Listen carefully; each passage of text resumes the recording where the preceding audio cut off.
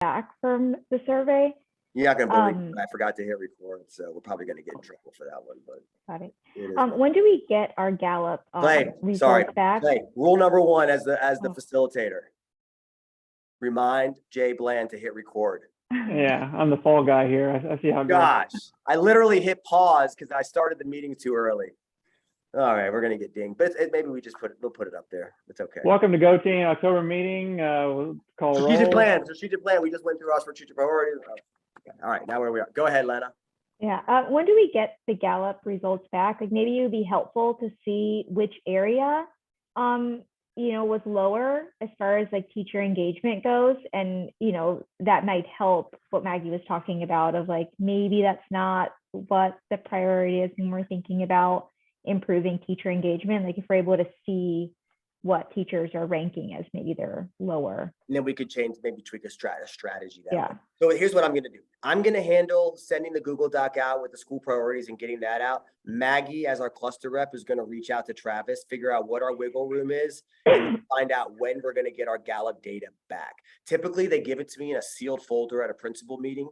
And it's really like the worst, like saddest moment because you open it and then you have to read all these teacher comments and it's all anonymous. And when I tell you, like, I love our staff, I do, but when you are given the freedom to type whatever you want on a day that maybe wasn't a great day, it's a lot. And so that's typically how we get our Gallup data. I don't even know if they did a short answer this time, but if I can get it back earlier, I will. But Maggie will find that out. And if I can include that in that data piece after a map window, then I will. And that's a good feedback too. I don't remember a short answer. It was all multiple choice from my recent memory. Those short answers like keep me up at night. I don't know why. It's like, it's a lot. All right, that sounds great. Any other comments on strategic plan? All right, I do this too, and I'm so sorry for those that are not educators in this room. There's a lot of acronyms on here, and I just want to make sure that we do understand those because we talk fast. Things like SEL is social emotional learning, IB, International Baccalaureate, PYP is the primary years program. That's what we're in. We know what DLI is, ELA we know. If there's anything that is, you have questions around, just ask because you are not expected to know this stuff. I mean, you are not. I would not be able to go in there and do Clay's job because I know he's high powered and he gets paid a lot. And I wouldn't be able to step in there and do that. I can't even do my job. Okay, I do this. We had to talk about our continuous improvement plan. This is our needs assessment. Over the summer, we came together. These were some of the strengths at our school that we noticed at the end of last year and over the summer. 96.3% average daily attendance with a high take rate. We were number one in our cluster, number two overall. We increased ELA proficiency by 2% from the GMAS the prior year, which didn't really count to last year. And then we increased math proficiency by 12%, which was awesome. 3 out of 6 grade levels showed a decrease on the BAS-BEST elevated. These are more so like what we figured out as an admin. BAS-BEST, by the way, is that the social emotional screener. And then we had teacher intervention, alternative intervention, demonstrating an emphasis on restorative practice. Opportunities, 4% of students need target attendance supports are chronically absent. ELA decreased, a decline in the number of students scoring distinguished. Those were our highest level, and we did know that. Large achievement gap on standardized tests. We are not immune to that. We know that. We looked at that data, and 3 out of 6 grade levels showed an increase. So, data is however you want to view it, right? Overarching needs, we created these: increased proficiency in ELA for our Black and African American students, increased proficiency in math with a focus on Black African American students. We are focusing on those students because those are our largest subgroup outside of our largest group of students. Just so you know, we have 523 white students and we have 200 Black students exactly right now. Outside of that, we got about 100 that are either multiracial or fall under another category. So that's why we always talk about really Black and white at Morris Brandon, because those are our 2 largest groups. And then we talked about our whole child support and intervention. And then we created a literacy problem statement, a numeracy problem statement, whole child support problem statement. Would you like me to read those, or can you all read them on your own? Can you read them? I can read them. Okay, problem statements were supposed to be really in our locus of control. which is hard when we're sitting there coming off some pandemic years. And we do realize a lot of it probably had to do with either unfinished learning, new students, virtual learning, it's a lot. So we really had to try and focus on what we can control and why. But I wanted to show you this. Progress monitoring.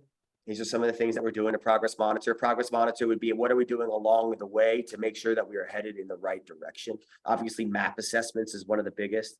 HMH dosage, we talked about, that was that 15 minutes, 2 days a week. Are our kids getting on there? Are they getting on that intervention platform? We look at our wit and wisdom ELA units and assessments and right score assessments and our foundations and our spelling tests for literacy. For math, we do the math monitoring with some of our EIP students. We all use Eureka. We use Happy Numbers as a school-wide sort of intervention tool. And then for whole child and supports, we have everything on the far right side that you can sort of read. Hazel Health, real quickly. This is a lot. APS and Morris Brandon are rolling out digital health services. So students can come to the office if they consent and go visit a doctor online for physical health services. So this is new. This is a lot. We're working on it and we're buying into it. But I do want you to know that I put that on there because you're going to get some communication around that soon. I did write that in the B-mail. Most of our families may just feel more comfortable going to a doctor that they're used to, but we have students at our school that could really benefit from going to Nurse Oxman's room, turning on their computer, talking to a doctor who can talk to them about physical stuff, prescribe medication, do whatever, and they can go back to class. And that's an initiative with APS. I want to make sure you knew what that was. I put nurse support because we have 2 full-time nurses. Not going to go through map data again, so I'm just showing you this, but here it is. I think we did a little bit of this protocol, but if we want to take a moment to discuss what you're noticing and wondering, but I do think we did that with a strategic plan, so I feel comfortable with that. Is there anything that you want to notice or wonder or any additional questions around possibly the continuous improvement plan? I know we're nearing about an hour and 15, so. This is a quote from Robert J. McCain. I did not, that's a GOTeam quote. I did not put that on there. All right, and this is where we're going next. So we know that before our next meeting in December, after our map window, Maggie's going to have more info on Gallup data, and I'm going to bring the map data, and we're going to rank our strategic priorities. Let me or the chair know if you need any additional information you need for our future discussion. Thank you. Clay, I'm going to hand it back to you, my friend, and I'll pull up the agenda. All right. We already have a few things lined up for the December meeting that we've talked about, including strategic plan, ranking, approval. That'll be on topic for that. One thing that we are going to get an update for at that meeting is facilities. We talked about already, but Maggie, is there anything else from the cluster rep meeting on facilities that you want to cover? Not on facilities, but I do have 2 updates that are cluster related. If you guys, if I could squeeze them in. Yeah. So really quickly, NAPS, North Atlanta Parents for Public Schools, is hosting a meeting at E Rivers on November 14th at 6 p.m. to go over cluster-wide data. And so I think that's a great thing for us to push out to our community. And so the meeting's from 6 to 7, and then from 7 to 8:30, there's a social at Whitehall Tavern for everybody afterwards. So I think this is, like I said, a great event for us to really put out there. And what date is that? I've already recruited some parents. So I think if we let everybody know, that's a good thing. What's the date? It's on November 14th, 6 p.m. at E Rivers. And then there's another date that I want to put on everybody's calendar that I don't think I've seen an official communication from APS on this, but I've seen it a couple times, one from a school board member and then once from the NAPS person, North Atlanta Parents for Public Schools person.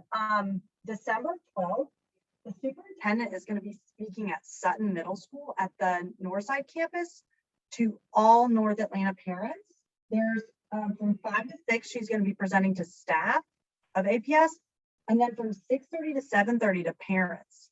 So I thought that our community could really enjoy getting to go and hear the superintendent speak in person. And so that's something that I'd like us to also put out to our school. What day was that? And that was on December 12th. So 5:30 to north side. 6:30 with our staff and then 6:30 with the No. parents. 5 to 6 for staff, and then 6:30 to 7:30 for parents.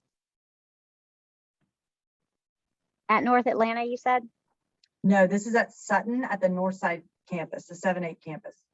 One of the other big focuses, along with recruiting, retaining, and engaging staff, the other big focus we talked about, the cluster rep meeting, was about engaging families in cluster-wide events. And so I'm going to try and find out, and somebody on this call probably knows who our NAPS representative is, but I think we're going to try and work as a school to kind of get more of that information out to families, because I think that I love that they've been showing up for stuff so much lately, and I love the engagement I'm seeing, and I want to keep this going and really give them opportunities to find out more, dive into the data themselves, see it presented, hear from the superintendent themselves, get their questions answered. So anyway, aside from BMail, is there anything we can do to get it into the community more?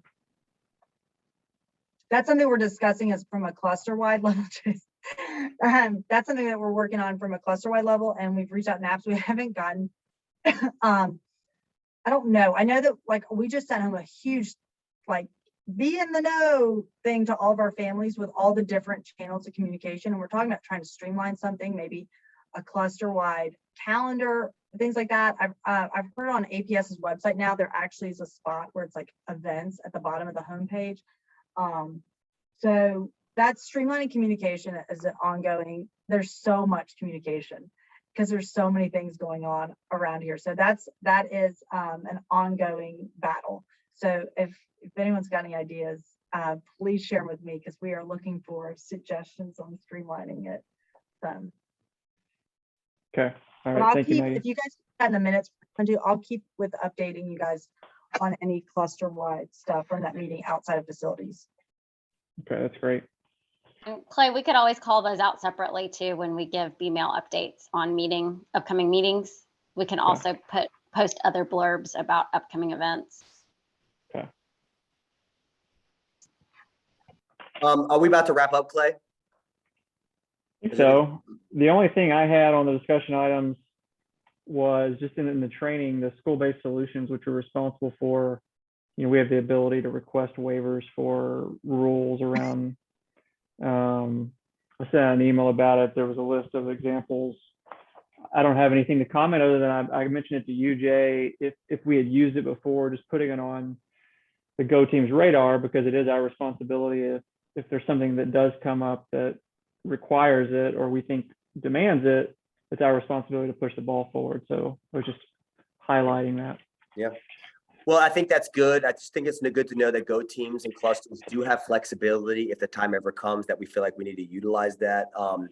But yeah, I don't know if we need it. It's kind nothing on your radar. No, nothing right now. I did want to show a video really quickly, and I know everybody's leaving, but I just think this is cool because before we log off, we got a garden a little while ago, but I just got kind of the PR video. I don't know if you've seen it yet. Can y'all see my screen? Yeah. Yes. Mm-hmm. All right. I'm gonna just play it. I don't need to play the whole thing. It's not that long. But let me just tell me and just take a look at it. Why does it do that? When it is it muted? You can't hear it, can you? It's muted. Yeah, you need to unmute it. Where do I mute it though? There's a spot right here next to play where you can unmute it, but you also may Over on the left. Oh, there it is. Right you might there. have to also share your audio. Possibly. Tell me if you can hear. Yes. It was a sunny fall day, and the team at Live Healthy and Thrive Youth Foundation was ready to teach the children at Morris Brandon Elementary School how to build a vegetable garden. Greetings from Morris Brandon Elementary School. We're excited to partner with Live Healthy and Thrive Youth Foundation. This garden is going to be truly beneficial to our students as we are not in school. Part of our mission is to transfer what students learn in school into our community. And what better way to do it than planting a garden? Hello, everyone. My name is Lori A. Vance. I am president and founder of Live Healthy and Thrive Youth Foundation. We have been planting vegetables to teach kids where their food comes from. And I am super ecstatic because the kids, some of them have been exposed to agriculture for the first time. Hey everyone, Jay Bland here, principal at Morris Brandon Elementary School located in Atlanta Public Schools. Out here today building our garden beds. We are so lucky to be recipients of this year's gardening grant. We want to thank our corporate partners so much for being out here. It is providing a great learning opportunity for our students. They are getting hands-on learning, and we cannot wait to incorporate not just the garden into our wellness committee, because we'll now have a garden club, but also using the curriculum 4 through 7 instruction in our 5th grade. We love to learn about plants and animal cells, spacing, measurement, diameter. These are all things that the garden is going to help our students and our teachers learn not only what it means to be healthy, but also what it means to live and work at a great school like Morris Brandon.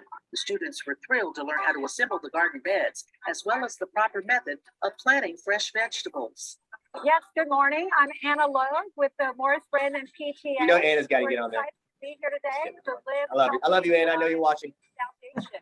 We are committed as an organization to help our students learn about gardening and what the vegetables and healthy eating, how that impacts their lives. So today we planted collards, cabbage, and romaine lettuce and broccoli. And they're going to get a chance to harvest this and grow it year after year after year. On planting day, hundreds of students get to see how the vegetables originate and learn practical agricultural lessons. The Gardens Are for Kids program is a signature event of Live Healthy and Thrive Youth Foundation and the brainchild of founder and president, Lori A. Mans. We're teaching children from seed to harvest how to plant and grow their own food.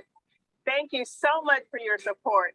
Check out our website at livehealthyanddthriveyouth.org if you'd like to contribute to this awesome project and more, because we're teaching how to live healthy and thrive. 2022 represents the 12th year that Live Healthy and Thrive Youth Foundation has adopted a school and provided them with the garden grant as part of their Gardens Are for Kids program and commitment to the community. The goal is to teach children healthy lifestyle habits so they are more likely to avoid obesity, diabetes, and hypertension. The 2022 Gardens Are for Kids program is made possible by the generous support of sponsors such as Access Capital and the Home Depot. Live Healthy and Thrive Youth Foundation is changing the lives of our youth, one child at a time, one family at a time, one community at a time. To learn more about how you can support the cause, visit livehealthyanddthriveyouth.org. Pretty cool, huh? Yeah. Are great. y'all gonna send I that out like to it. the community? Yeah, I sent it to Ashley Portis. We'll put it on the website, and I think we'll get into email stuff like that. I need to get it to our teachers so they can see it too. So I thought that was cool. All right. All right, Back to you. great. On the principals update, I think we've covered most of that. That's on the agenda. The review, you had the PTA state of the school, but I think, is that everything you've talked about pretty much covered? That, Yeah, and we're actually not doing the PTA state of the school.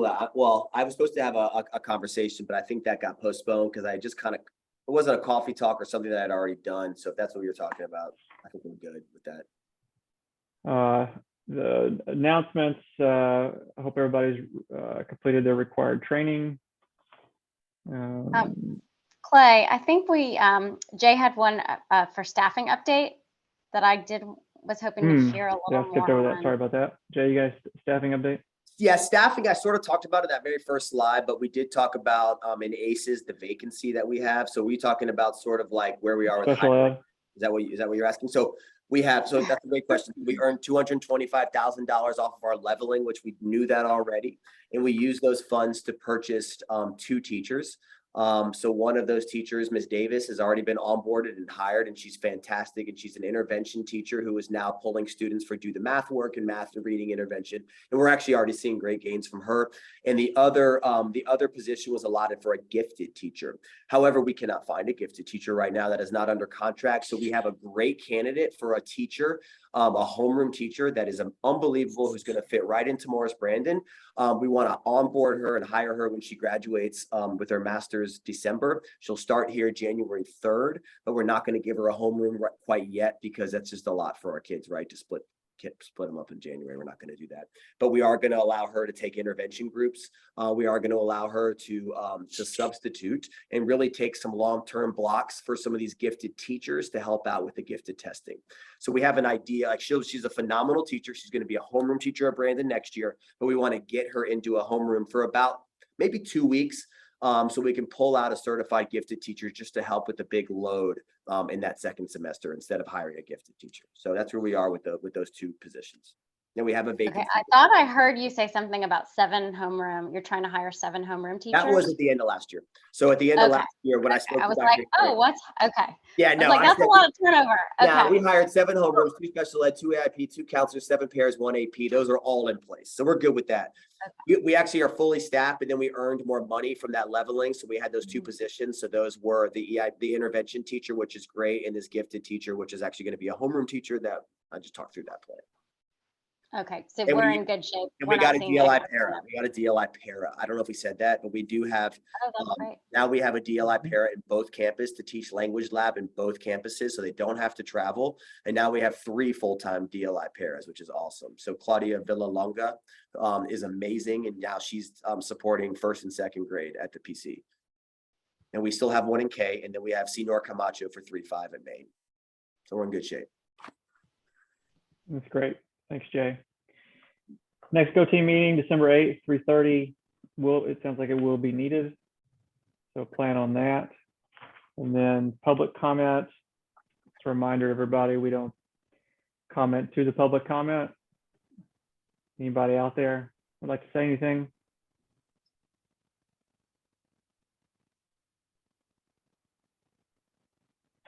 All right. So I think we have reached the end of our agenda. Are there any additional business items at this time? May I have a motion to adjourn the meeting? I'll make a motion to adjourn the meeting. Second? I'll second, Fran. And that was All in- Thomas that motioned. All in favor, say aye. Aye. Aye. Bye. All opposed, say nay. Any abstentions? Perfect timing. Thanks, everybody. They're Great gonna job, get smoother, Clay. I promise, when I get more experience. So, Great You're job, a Clay. pro. You're a pro. Good job, Clay. Great job, Kim. I'm looking forward to seeing Thank those notes. Kim. thanks, everybody. Thank you, typically, Kim. Send them over to me and Clay, and I'll just review them real quickly, and then you can get them over to Lindsay to post. You're on mute. You're on mute. Okay, low expectations. It's all good. I just check it first and just give it the go ahead. And then what I'll do is I'll upload the recording, the full recording, because we recorded the whole GOTeam meeting, which is awesome. And we'll upload that to the YouTube channel. And I'll just do that. And then we'll do Okay. that. Okay, I'll send it to you guys right now. All right. All right, great. Thanks, Take care, everybody. everybody. Bye. Bye, guys. Bye-bye.